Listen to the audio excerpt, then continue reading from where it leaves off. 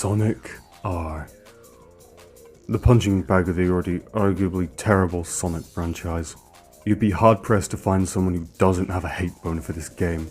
From its questionable level design, laughably short runtime, and ass-fuck difficult controls, a lot of the shit slung Sonic R's way is warranted. But believe it or not, there are some diamonds among the dirt when it comes to the black sheep of the 90s Sonic games. Sonic R was released in 1997. It's a racing game that was made to tap into the currently trendy genre of races, alongside an attempted band-aid over the gaping wound that was the Sega Saturn's sales. Released just before the holidays, Sega hoped to salvage the crumbling reputation of the Saturn, which was directly competing with the N64 and PlayStation. It's easy to see why it went wrong. I discovered Sonic R myself sometime in the early 2000s through the Sonic Gems collection on the PlayStation 2. But I never paid it much interest until 2011, when a famous creepypasta came to light.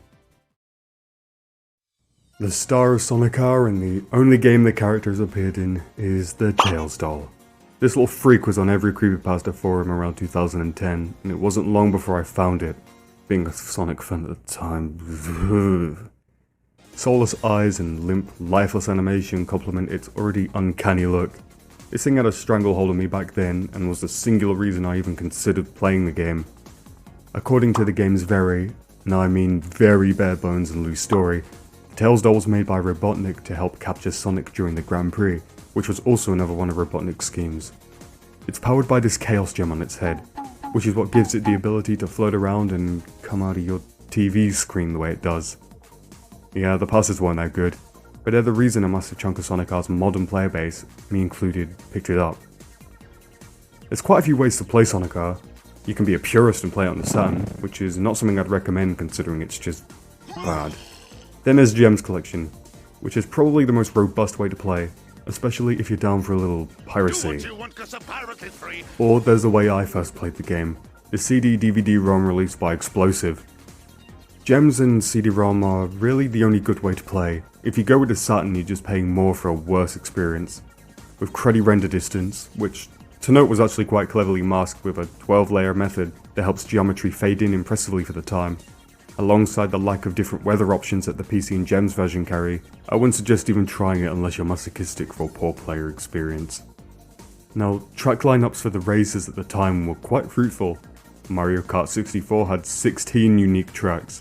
Sonic R on the other hand had a staggering 4, with 1 unlockable. The character selection isn't bad either, with 10 to choose from. Sonic, Tails, Knuckles and Amy are all initially unlocked. The rest need to be unlocked by collecting tokens and Chaos Emeralds. The unlockable characters are, admittedly, all solid picks. Robotnik, Metal Sonic, Metal Knuckles, Super Sonic, and the already mentioned Tails doll. Oh, and Egg Robo, because why not? The Chaos Emeralds and tokens are all hidden behind doors that have numbered ring requirements. Characters are unlocked by collecting all 5 Sonic tokens, then finishing the race 3rd place or higher.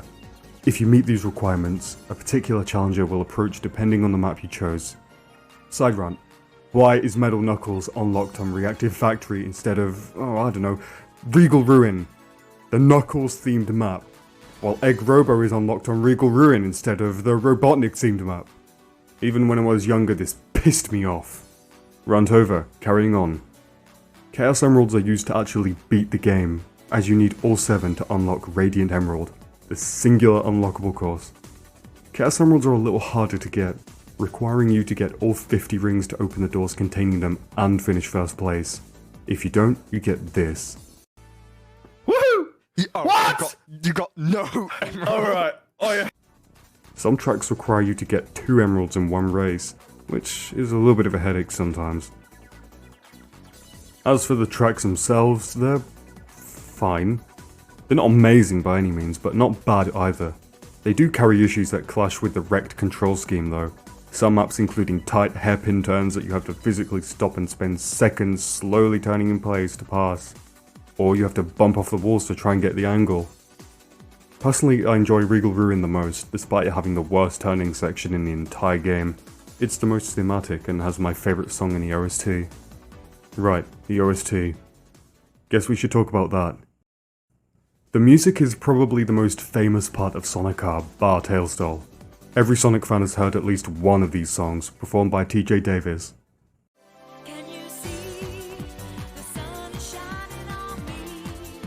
It makes me feel so free.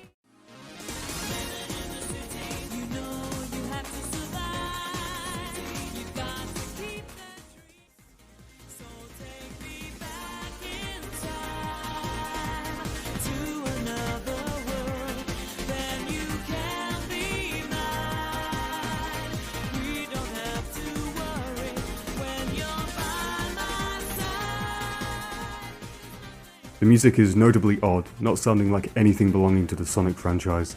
This is actually because these songs were never meant to have lyrics, but some were written anyway for the song Can You Feel the Sunshine? And the team leaders liked it so much, they requested lyrics for the rest of the songs too. Living in the City, Diamond in the Sky, Back in Time, my favourite, and Work It Out, all written for the game. The OST is like Vegemite among Sonic people. Some love it, some hate it, different strokes and all that. Personally, I really like it. It has a charm that is very unique. It falls in line with the wonky reception this game got in general. Audience reception was pretty conflicting. Some of the earlier reviews praised the game's graphics, while others lambast it for its rightfully awful controls. General audiences, much like any woman I've ever been with, were disappointed with the short length of the game, as it can be easily beaten in under an hour, less so if you know where the Chaos Emeralds and tokens are hidden. Overall, the game is, mechanically speaking, a shit show, but to me it's definitely the most charming Sonic game there is. It's a weird oddity that speaks for itself, and I'd say it's right at home in the septic tank that is the Sonic franchise. Okay, that's it from me. See ya. Note, I don't hate Sonic, I just think most of the games are shit. There are some good ones though.